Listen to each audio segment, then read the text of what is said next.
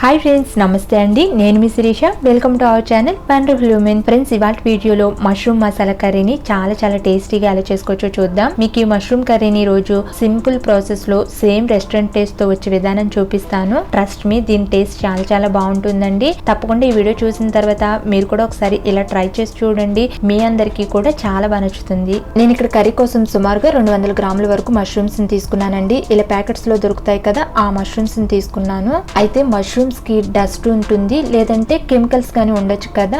So వీటిని మనం first neat గా క్లీన్ చేసుకోవాల్సి ఉంటుంది.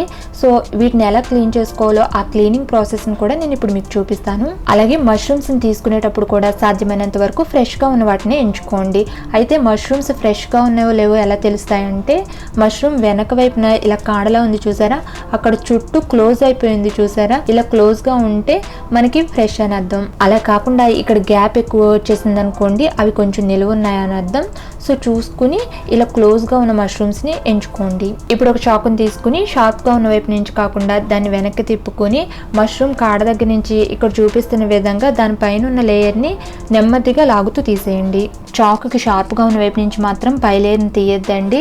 మష్రూమ్ చాలా స్మూత్ గా డెలికేట్ గా ఉంటుంది కదా, మళ్ళీ తునిగిపోతుంది. లేదంటే మీరు పై లేయర్ ని స్పూన్ కి వెనకాల కాడ ఉంటుంది కదా, దాంతో అయినా నెమ్మదిగా లాగుతూ తీసేయచ్చు. ఈ విధంగా మష్రూమ్స్ అన్నిటిని కూడా పైన డస్ట్ లేయర్ ని తీసేసుకుని పెట్టుకోండి. మష్రూమ్స్ ఫ్రెష్ గా ఉన్నట్లయితే కాడతో సహా మనం వీటిని కట్ చేసేసుకుని కూర చేసేసుకోవచ్చు.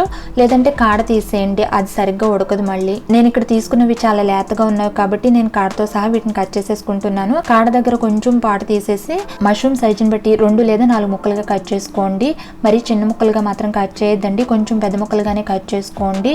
మళ్ళీ ఇవి కూరలో ఉడికిన తర్వాత ఇంకా చిన్నగా అయిపోతాయి. ఇలా ముక్కలుగా కట్ చేసేసుకున్న తర్వాత ఇప్పుడు వీటిని అన్నిటిని ఒక బౌల్లోకి తీసేసుకుని ఫస్ట్ మామూలు వాటర్ తో వీటిని 2-3 సార్లు శుభ్రంగా కడిగి తీసుకోండి. వీటిని కడిగేటప్పుడు కూడా నెమ్మదిగా రుద్దుతూ కడగండి. ఇవి అసలు డెలికేట్ గా ఉంటాయి కదా, మళ్ళీ ఇరిగిపోతాయి. ఇలా మామూలు వాటర్ తో ఫస్ట్ మష్రూమ్స్ ని కడిగి తీసేసుకున్న తర్వాత ఇప్పుడు కొన్ని వేడి నీళ్ళు తీసుకోండి. అందులో కొంచెం ఉప్పు వేసుకుని ఈ వేడి ఉప్పు నీళ్ళల్లో క్లీన్ చేసుకున్న మష్రూమ్స్ ని వేసేసి 1 నిమిషం పాటు ఈ వేడి నీళ్ళలో మష్రూమ్స్ ని ఇలాగే వదిలేసేయండి. ఇలా మామూలు వాటర్ తో క్లీన్ చేసుకున్నప్పటికీ 1 నిమిషం పాటు వేడి నీళ్ళలో మష్రూమ్స్ ని వేసి ఉంచడం వల్ల వీటిలో ఏమైనా బ్యాక్టీరియా ఉంటే అదంతా పోతుంది. తర్వాత వీటినన్నిటిని వాటర్లోంచి తీసేసి ఒక బౌల్లోకి తీసేసుకోండి. ఈ విధంగా మష్రూమ్స్ ని కర్రీ చేసుకోవడానికి ముందే నీట్ గా క్లీన్ చేసుకుని పెట్టుకోవాలి. తర్వాత కర్రీలో యాడ్ చేసుకోవడానికి మసాలా పేస్ట్ ని ముందుగానే రెడీ చేసుకుని పెట్టుకోవాలి. దానికి కావాల్సిన ఇంగ్రీడియంట్స్ వచ్చేసి 3 లవంగ మొగ్గలు, 1.5 ఇంచ్ వరకు దాల్చిన చెక్క, 2 ఇంచుల వరకు అల్లాన్ని పైన పొట్టు తీసేసుకుని ఇలా ముక్కలుగా కట్ చేసుకుని తీసుకోండి.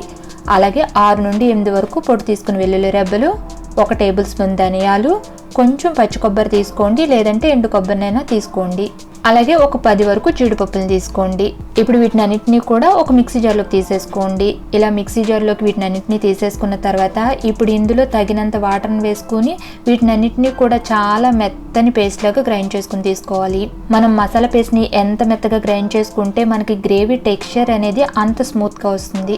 ఇలా మసాలా పేస్ట్ ని ముందుగానే రెడీ చేసేసుకుని పక్కన పెట్టుకోండి. ఇప్పుడు కర్రీ చేసుకోవడానికి స్టవ్ మీద ఒక వెడల్పుగా ఉన్న ప్యాన్ పెట్టుకుని దాంట్లో 1 టేబుల్ స్పూన్ వరకు ఆయిల్ వేసుకుని వేడి చేసుకోండి. అయితే ఆయిల్ ని బాగా వేడెక్కనివ్వకండి. ఆయిల్ లైట్ గా వేడెక్కిన తర్వాత ఇందులో కొంచెం పసుపు, కొంచెం కారం, కొంచెం ఉప్పు వేసుకుని వీటిని ఒకసారి బాగా మిక్స్ చేసేసుకోండి. ఇప్పుడు ఇందులో ముందుగా మనం క్లీన్ చేసుకుని ఉంచుకున్న మష్రూమ్స్ ముక్కలు ఉన్నాయి కదా, వాటి మొత్తాన్ని యాడ్ చేసేసుకుని మష్రూమ్స్ ని లైట్ గా ఫ్రై చేసుకుని తీసుకోవాలి. ముందు ఇలా ఫస్ట్ మష్రూమ్స్ ని మనం లైట్ గా ఫ్రై చేసుకుని తీసుకోవడం వల్ల కూరలో వీటి టేస్ట్ చాలా బాగుంటుందండి. కొంతసేపటికి దీంట్లోంచి వాటర్ అంతా బయటకు వచ్చేస్తుంది చూసారు. ఈ విధంగా వాటర్ వచ్చేసిన తర్వాత ఈ వాటర్ అంతా కూడా దగ్గర పడేంత వరకు వీటిని ఫ్రై చేసుకోవాలి.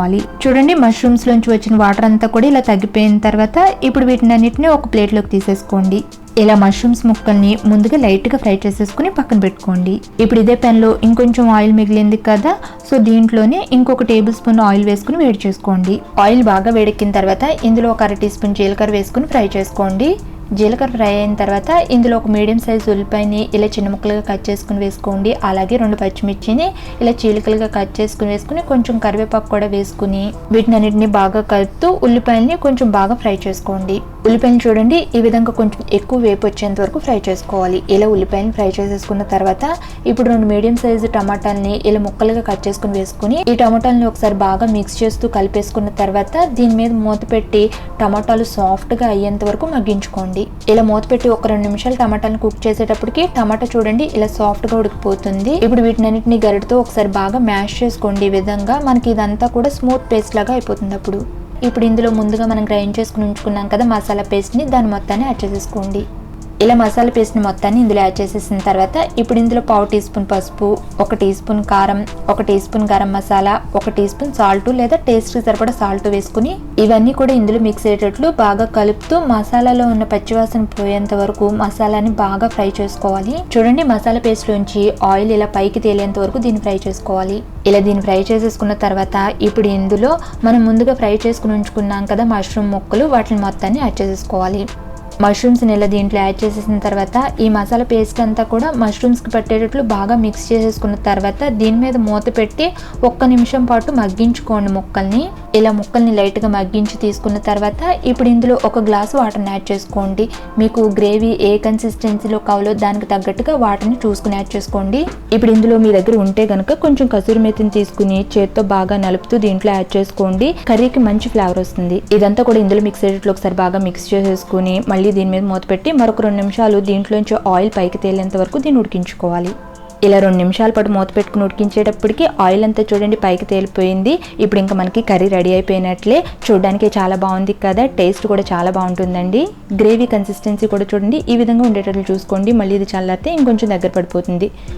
ఇప్పుడు ఫైనల్గా ఇందులో కొంచెం కొత్తిమీరని సన్నగా తరిగి యాడ్ చేసేసుకుని ఇదంతా కూడా ఇందులో మిక్స్ అయ్యేటట్లు ఒకసారి బాగా మిక్స్ చేసేసుకున్న తర్వాత వెంటనే ఇంకా స్టవ్ ఆఫ్ చేసేసి దీన్ని వేడివేడిగా సర్వ్ చేసుకోండి.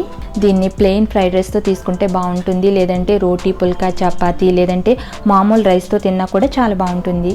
ఫ్రెండ్స్, ఐ హోప్ మీకు ఈ రెసిపీ నచ్చుతుంది అనుకుంటున్నాను. మరి మీకు నచ్చినట్లయితే ఈ వీడియోకి ఒక లైక్ ఇవ్వండి. మీ ఫ్రెండ్స్ అండ్ ఫ్యామిలీకి కూడా షేర్ చేయండి. మీరు కనుక ట్రై చేసినట్లయితే మీకు ఎలా కుదిరిందో మీ అభిప్రాయాన్ని నాకు కామెంట్లో చెప్పడం మాత్రం మర్చిపోరు కదా. అలాగే మరొక విషయం అండి, ఇప్పటివరకు ఈ ఛానల్ని సబ్స్క్రైబ్ చేయకపోతే సబ్స్క్రైబ్ కూడా చేయగలరు. Thank you for watching this video. By by.